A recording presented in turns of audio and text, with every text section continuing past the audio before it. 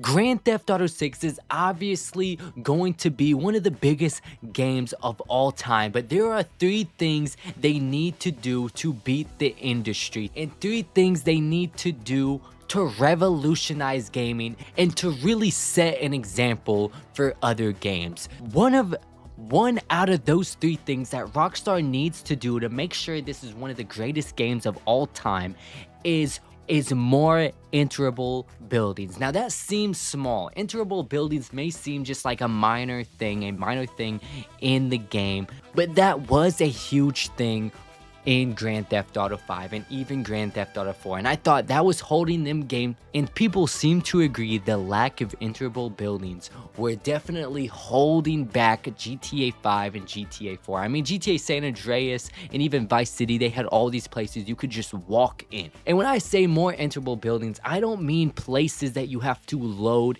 inside of. You have to go somewhere, click a button, and you load inside. I'm talking about actual in-game loaded in interior, somewhere you can just physically walk through the door and see it. You don't have to load in anywhere. And I'm talking about the scale on hundreds. I know there was a huge rumor that 70% of the buildings in the game were gonna be enterable, and I heard another rumor that 700 plus buildings you could go inside. I don't know if that is true, but that's honestly what we need to see in this game. I'm talking about at least 150 enterable buildings, okay? It could be something small, it could be just like a bathroom, it could be just a gas station, something. We do need enterable buildings, and that may seem so small, but those little things really immerse the player. They really set a standard for the industry, okay? We see game studios like Bethesda still having them long load screens where if you want to go inside of anywhere, you have to press the door, sit there, wait for it to load, let it load in the interior, then you go around and walk around. But Rockstar really needs to set the example to have these enterable buildings that you don't even have to load inside of. Already preloaded interiors that's in the game already. And I do really believe Rockstar needs to do this to really make sure Grand Theft Auto 6 is the greatest game of all time. Because right now, their biggest competition is themselves, okay? Right behind GTA 6 is Red Dead Redemption 2, and basically all of the buildings, I'm not gonna say all, but I would go as far to say 80% of the buildings in Red Dead Redemption 2 you are able to go inside, okay? And these buildings aren't buildings where you go somewhere, you press a button, you wait to load in. These are buildings that are already preloaded, like I was talking about, that you can just go inside of, and that's what I want to see. Red Dead Redemption 2 really does it perfect. All the buildings are preloaded, and the ones you should be able to go inside of, you really can, okay? The doctor's office, the barber, the bar, hotels, random houses, even random farmhouses you can go inside of. And I love to see that, and GTA 6 really needs to do that to not only set an example for the industry, but to also surpass themselves. Because Rockstar Games is such a huge company and have made such great games that their biggest competition is themselves. If they want to beat their past games, this is something they really have to do. And the second thing I really believe Rockstar needs to do, and this is a big one because I really don't know if they are going to do this, and that is 60 frames per second. I know a lot of people like to act like 30 frames and 60 frames, there's not much of a difference. And I used to even think that. You say like, I don't even tell the difference. I can't even see the difference. But lately, I have been seeing a difference, okay? More and more games are running 60 frames per second, and that is starting to be the baseline and the standard in gaming, 60 frames per second. To be honest, I was playing Assassin's Creed Black Flag the other day, and I had it 30 frames per second, and it was making me sick. It was giving me a headache, and then I switched it to performance mode for 60 frames per second, and it felt so much better. It felt so much clearer. And for a game like Grand Theft Auto 6, the biggest game ever, okay, I would go as far to say the first quadruple A game ever, it needs to have 60 frames per second. I mean, what are we talking about? I mean, GTA 5, that gets a pass. I mean, all the other GTAs, that gets a pass. Red Dead Redemption 2, even that's like 30 frames per second for Red Dead 2. That's kind of crazy. 30 frames per second for Red Dead 2 is pretty crazy, but GTA 6, we need to stop that. We need to stop that, and I don't want to see 30 frames per second in GTA 6. That cannot be the way to go. And I heard a huge rumor, PS5 Pro is going to be the only device, the only console that can run 60 frames for GTA 6. And we don't even know if that's true, okay? That's just high hopes, okay? Best case scenario, PlayStation 5 Pro has 60 frames per second, but we don't even know if that's true.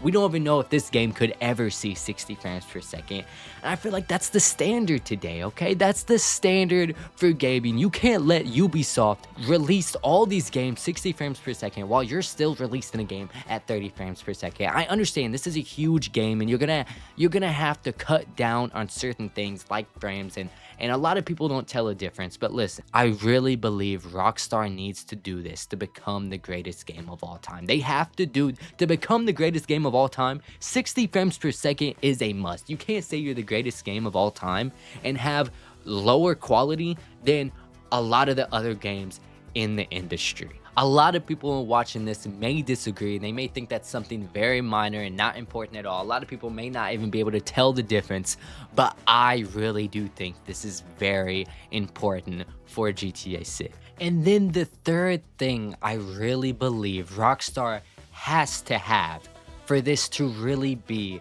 the greatest game of all time, and I feel like a lot of people are going to agree, and that is a great story. I'm not talking about a good story. I'm not talking about like, oh, that was a pretty good story. I'm talking about one of the best stories we have saw in gaming. That is what we need to see, because right now, that's what people want. People want a good story. We look at the best games ever made.